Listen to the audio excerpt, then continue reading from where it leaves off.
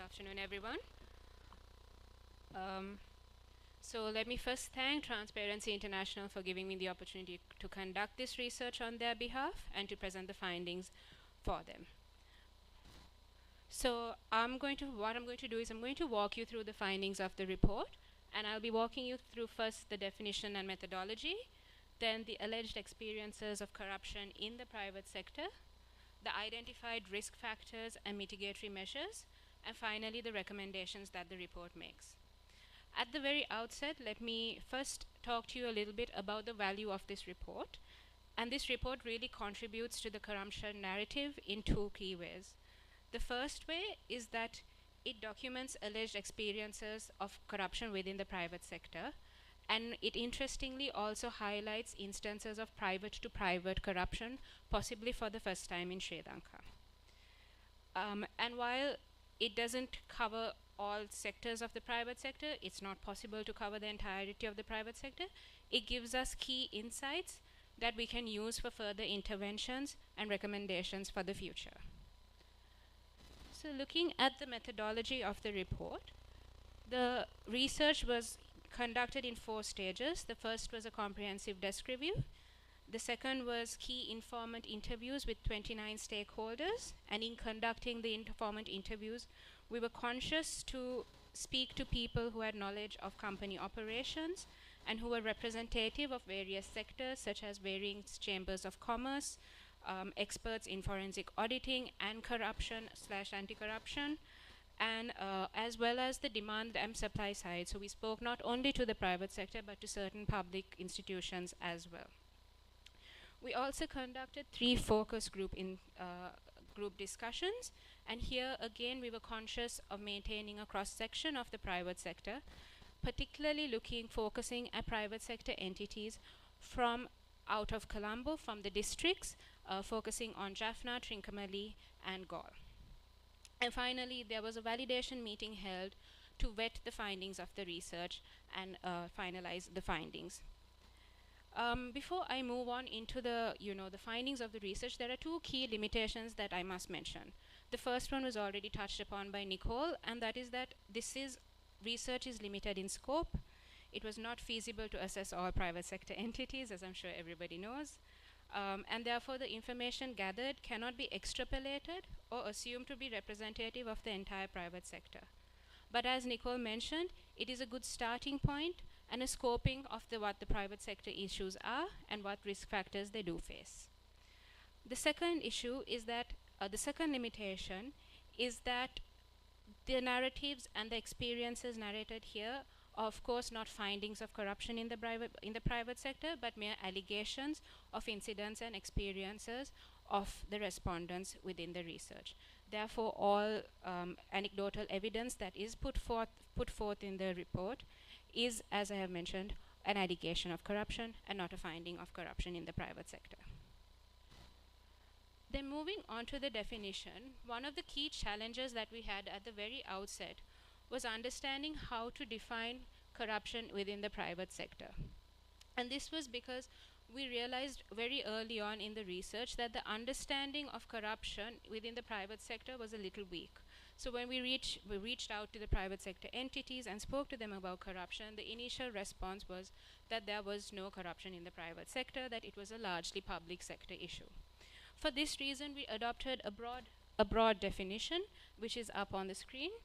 And the purpose of this was to cover so that certain practices within the private sector that were either unethical or perhaps were legal but could be seen as corrupt would be covered and would be encompassed within this definition. With that in mind, let us now move on to the key findings of this report. So the findings of the report are divided into 2 key sections. The first section narrates alleged experiences of corruption in the private sector, and the second section of the report addresses the risk factors of corruption in the private sector. So when we came to look at the alleged experiences, one of the most interesting findings was that corruption within the private sector was both coercive in nature and collusive in nature. When we talk about coercive corruption, what we refer to here is that it is the corruption or demand for money in exchange for the provision of services. It is therefore almost extortionary, and the private sector feels that they are forced to engage in this form of corruption. Therefore, we call it coercive corruption. But interestingly, one of the key findings of this report is that there is also a form of collusive corruption within the private sector. And collusive corruption really looks at two parties engaging together to engaging in corruption to benefit themselves or for their own private gain.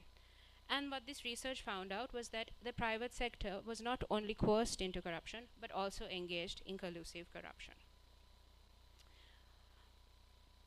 The incidents of corruption, alleged corruption, that were disclosed throughout this research can be broadly divided into two. The first is when the private sector deals with the public sector, and then the second and more interesting findings were when the private sector deals with other private sector entities themselves. So looking at first, we'll look at the most common forms of alleged corruption when the private sector deals with the public sector. And this, we had several findings coming through. So the first one that was alleged was that the public sector engaged in delay tactics, which often led to the private sector feeling coerced to offer bribes and engage in corruption to obtain services. So these delay tactics could be, for example, the delaying of approvals, the delaying of licenses, and the delaying of, I beg your pardon, the intentional misplacing of files, all of which delay the approval process that the private sector has to engage in, and therefore causes an incredible cost to the private sector, which does have targets to meet, and therefore forces them to engage in some form of bribery or corruption. Another form of corruption that came up was in relation to misinvoicing, and this allegation was made particularly in relation to Sri Lanka customs. Here, there were allegations that the harmonized code, which is the standardized nomenclature that is associated to all imports, being manipulated either to avoid taxation, to avoid duty, or to bring in restricted goods and goods into the country, and to avoid the necessary licensing for those particular goods. These allegations also extended to the extent that companies engage in either undervaluing, understating, or misdescribing their imports for the purposes of evading tax and duties. So therefore, one of the key findings that the research came up was that there was several allegations of misinvoicing, particularly when dealing with the customs. On the other hand, then we also had allegations of bribes to avoid red tape. And I think this is fairly self-explanatory. We all know that there are several bureaucratic challenges when dealing with the public sector, and allegations were made that bribes were often offered to expedite these processes, or facilitation payments were made. Another allegation of corruption that was seen, especially in relation to the public sector, was in the form of tax evasion. This took two forms really. The first was the avoiding of paying of your everyday commercial taxes with the intention of further later on bribing the Inland Revenue Department in order to avoid the surcharges and the fees that would attach. On the other hand, there were also allegations of manufacturers of alcoholic beverages also trying to evade taxes. This came out quite consistently throughout the report, where it was said that the excise department has now introduced a new sticker system to ensure that all manufacturers pay taxes, and there have been allegations that certain manufacturers have now begun trying to forge these stickers with the intention of engaging in tax evasion. Another allegation of corruption that came to light was that there is an abuse of law, and this was particularly so highlighted in relation to the Inland Revenue Department. Here, what was highlighted was that the Tax Appeals Commission Act number 23 of 2011 allows a company to appeal a tax assessment that they have received. However, when they do appeal this tax assessment, they are required to deposit with the government 25% of the assessment. Allegations were made that certain Inland Revenue officers were cognizant of this of this provision and used it to provide falsified assessments with exorbitant rates, knowing that the companies would rather offer a bribe to avoid going through the tax appeals process, which would tie up a fairly large sum of their money for a fairly long period of time. Therefore, there were allegations that this particular law was abused for the purposes of soliciting bribes within the Inland Revenue Department. Finally, when dealing with the public sector, there were also allegations in relation to obtaining licenses and approvals. This came out particularly in relation to the excise department, where there were allegations that yearly liquor license renewals were often a challenge for companies in the hospitality industry. And it was interestingly noted that this was not just a challenge when dealing with the excise department, but it trickled down even to the local government authorities, where it came to getting approval for survey plans, because the regulation says that you cannot have a church or a place of religious worship or a school within the area of the sort of the liquor, the manufacturing process. And therefore this showed that there was a trickling down of the bribery from the excise department right down to the local government authorities, and there were allegations of this as well. Another key allegation that almost all respondents mentioned was that there was a high risk of corruption when the private sector engaged in public procurement or when they bid on government contracts. And this too took several forms were highlighted. As with the other forms of corruption, this too could have been coercive and collusive. And one of the most commonest forms that was alleged was bribery. And this, it was highlighted, could be bribery to win the contract, bribery to then, once you have won the contract, to have the payments released, and therefore the entire process from the point of tendering right up to the implementation of the contract had a cycle of bribery right throughout. There were also allegations that oftentimes government contracts, the bid documents and the request for proposals were manipulated to suit a particular supplier. This was done in two ways. Either the technical specifications in the bid documents were so specific that it applied only for one particular supplier, or it was so vague that it could be later manipulated to exclude the supplier that was not the preferred party. Then moving on, there were also allegations that sometimes the technical committees, the technical evaluation committees, were either reconvened when the preferred supplier was not selected. So if a particular supplier who was the preferred candidate was not selected, there were allegations that these committees were either reconvened, revised, and restructured to ensure that the evaluation committee would then select the preferred supplier. And as with the previous slide, there was of course the mention of bribery to overcome bureaucratic inefficiency and red tape. And finally, there were allegations of favoritism, where it was indicated, especially in the pharmaceutical industry, that payments for pharmaceuticals, which are currently on a backlog due to the economic crisis, often went to the suppliers who were the most, who had the favoritism of the, who were the favored suppliers. These allegations were key in terms of public procurement and how the private sector engaged with government contracts. Next, we look at the causes of corruption when dealing with the public sector, and there were allegations that the opaque and complex systems of the government, different public institutions, encourage corruption. And there were allegations that sometimes this opacity was maintained for the purpose of promoting corruption within these institutions. Another claim that was made was that there were no clear lines of communication. Oftentimes, there would be new policies or new regulations introduced which were not clearly communicated to the private sector, which meant that when they approached the public institution, they were often didn't have the correct documentation or the correct approvals, and therefore create space for corruption to occur. It was also alleged that senior officials in public institutions often have their hands tied, because when they were juniors, they had themselves engaged in corruption and therefore now struggle to enforce the rule of law. Finally, the archaic laws of some of these public institutions was also highlighted. Particular attention was drawn to the customs ordinance, where it was alleged that customs officers used certain provisions of the customs ordinance to detain shipments and enforce arbitrary penalties on the private sector. The lax enforcement of regulation was also highlighted as a cause for corruption when dealing with the public sector, and this was seen particularly in relation to excise, where certain hospitality entities remain outside the regulatory framework of the excise department with little to no consequence. And finally, the eroded trust in public institutions was highlighted, where it was stated time and time again that companies would be willing to pay taxes, would be willing to pay the right import duty if they had a guarantee that the money would be put to beneficial use, and if they could be guaranteed a level playing field. So these were some of the key causes that were highlighted for corruption when dealing with the public sector.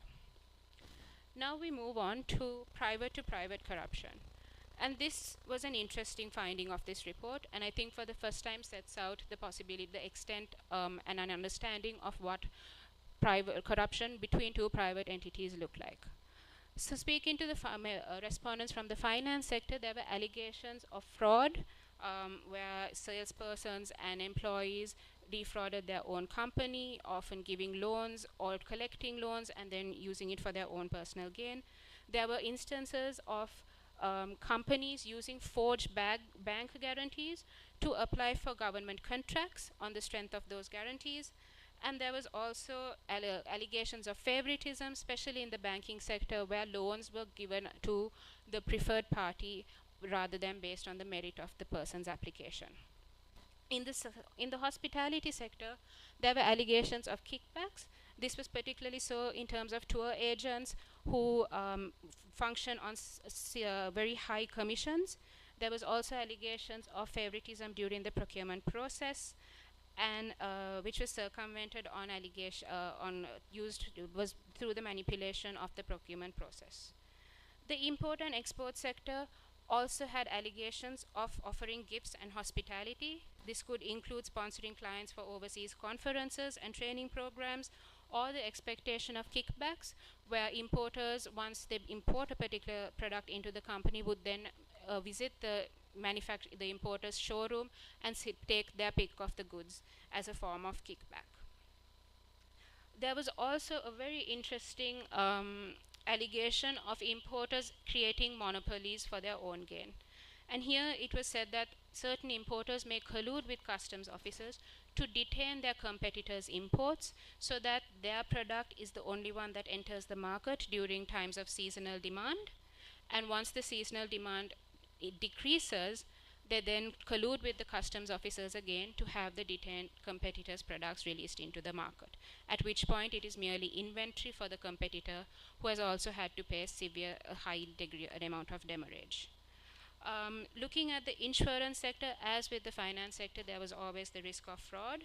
It was highlighted that sometimes hospitals, or it was alleged that sometimes hospitals manipulate the bills to provide higher insurance payouts, or that even customers themselves may engage in frauds with garages, where if they want their car repainted, they'll go and have a condemned part fixed to the car and then claim for insurance.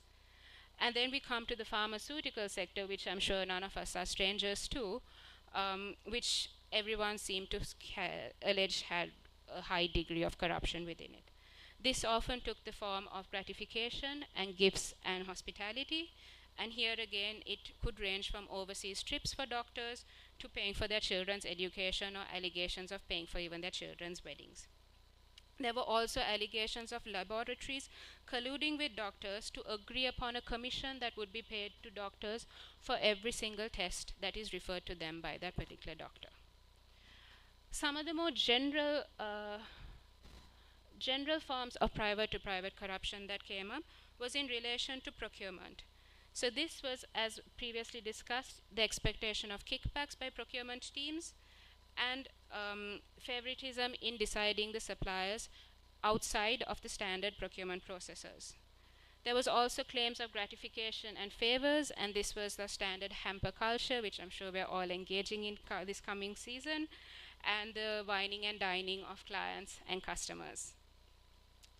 There was also, interestingly, several human resources related corruption that was mentioned. There were allegations of favoritism at the point of recruitment and promotion, And there was also allegations of nepotism at the point of recruitment and promotion, where family members were preferred. Sometimes boards consisted largely of interconnected family members.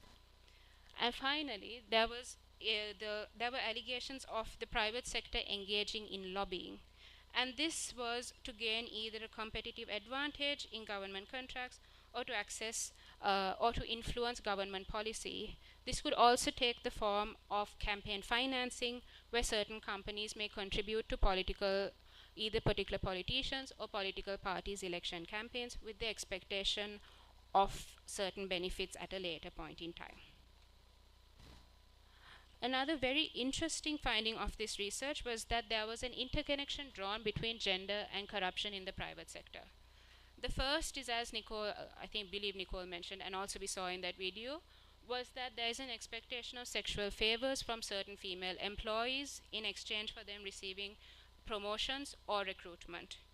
There was also a lack of faith highlighted by female employees within the system, because the process when you raise these concerns was to have an HR inquiry and notify the perpetrator of sexual harassment with no termination or other further disciplinary action, and this often places the victim at a much more vulnerable situation. Interestingly, this research also highlighted that in certain sectors, men were also targets of sexual harassment within the private sector and were vulnerable to these forms of corruption. Finally, the research also highlighted that female entrepreneurs were at the risk of particular risk of sexual harassment, because they had to deal with a lot of red tape in setting up their companies. Their companies were new and didn't have protective policies in place, and therefore they were at a higher risk. So having gone through the alleged forms of corruption that do occur in the private sector, let us now look at the risks that have contributed to corruption within the private sector.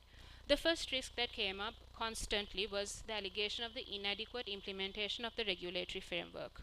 This was seen as the weak enforcement of law, where it was highlighted that some of the laws were limited in scope. For instance, the listing rules applied to the listed companies, but not necessarily beyond. The fair financial and reporting standards apply to specific business entities, but not to the entirety of the private sector. And therefore, there was a claim that the inadequate implementation of the law created a risk for private sector corruption. There was also a higher risk identified when the private sector engages with the public sector. And as we've already discussed, this usually was a result of ineffective engagement with the public sector, the deliberate maintenance of opaque communication lines, and the refusal or the lack of political will to adopt anti-corruption measures such as digitalization. It was alleged that some institutes had digitized their processes but still asked for physical copies, with the assumption that this was done to facilitate certain forms of corruption. Another key risk that fostered or created a space for corruption to occur was if there was no regulatory authority in a particular sector, or if there was a weak regulator. In industries with strong regulators said that there was a less likelihood of corruption occurring and a lower risk of corruption. However, if the regulator themselves were seen to be corrupt, or if there was no regulator at all, there was a higher risk of those industries being susceptible to corruption. The unequal playing field was also noted as a key risk of corruption. And here it was highlighted that once companies engage in corruption, it creates an unequal playing field, and therefore, in order to remain competitive in a corrupt market where there is systemic corruption, companies often felt coerced into engaging in corruption. Another risk that was highlighted was weak corporate governance practices. This was internal to companies, and these risks were related often to the setting of the tone at the top, where if the senior management was willing to turn a blind eye to corruption, this often would create a higher risk for corruption in those companies. Similarly, if it was a company that placed undue budgetary pressure on their employees, if remuneration was linked to targets and the achievement of targets, this often created a risk of corruption.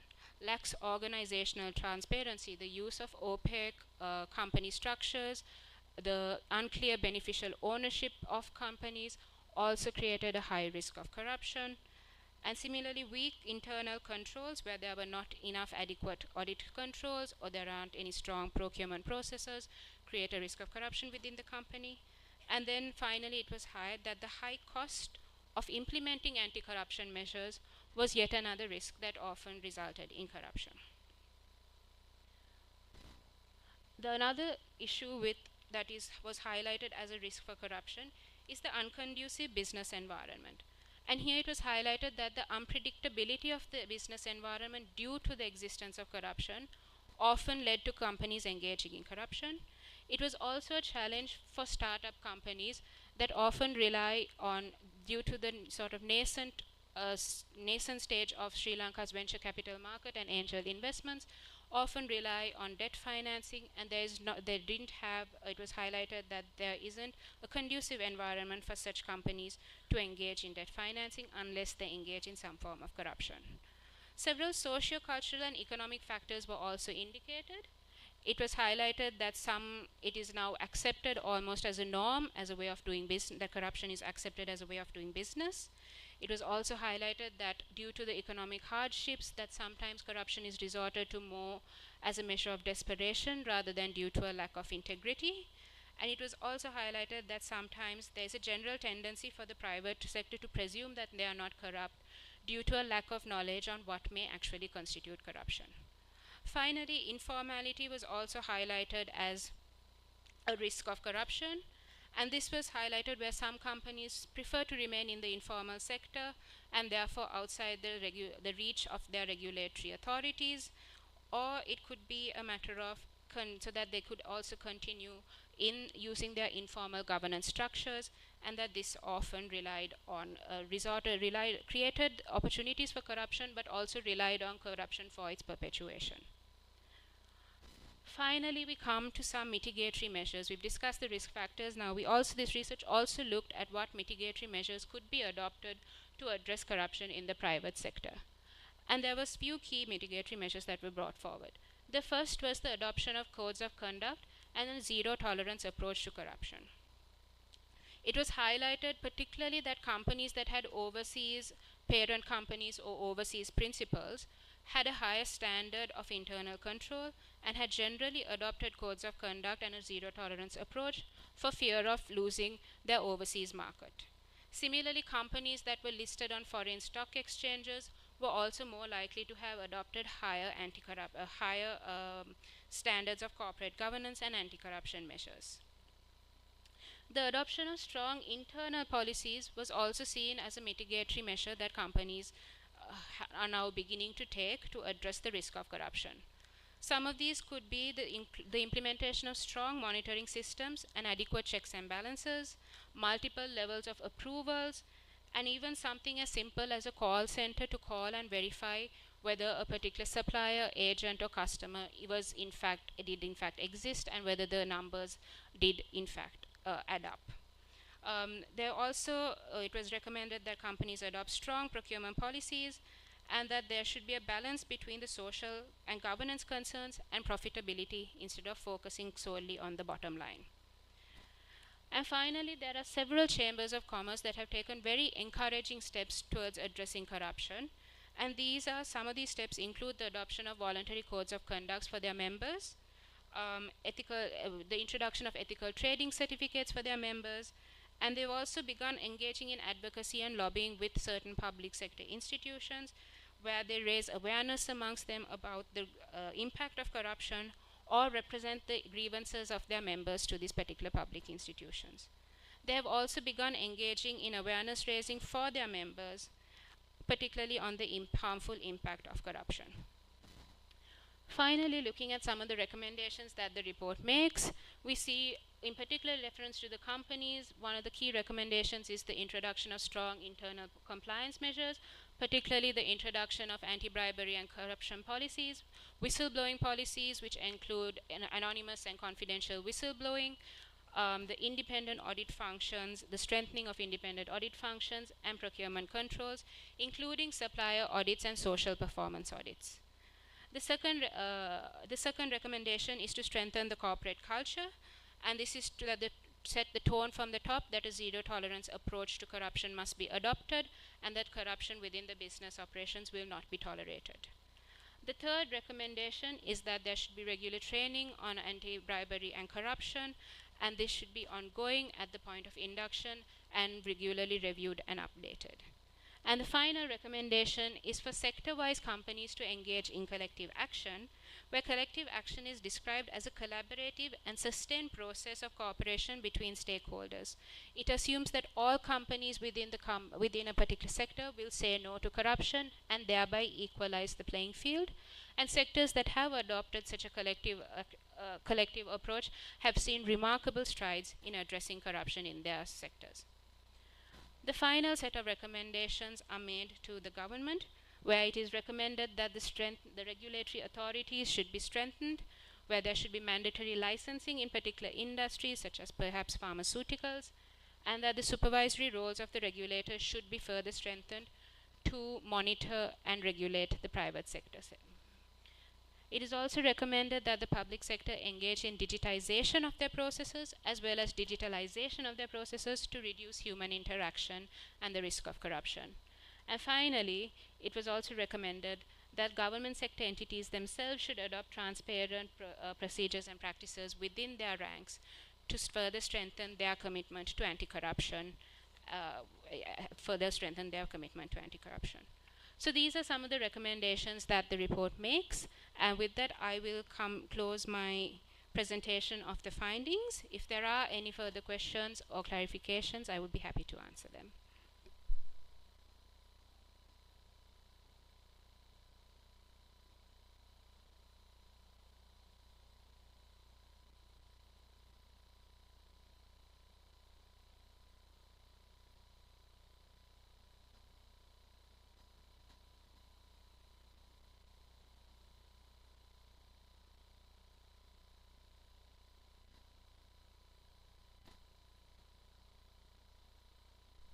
So as there seem to be no questions, I now hand it over to Chaitna.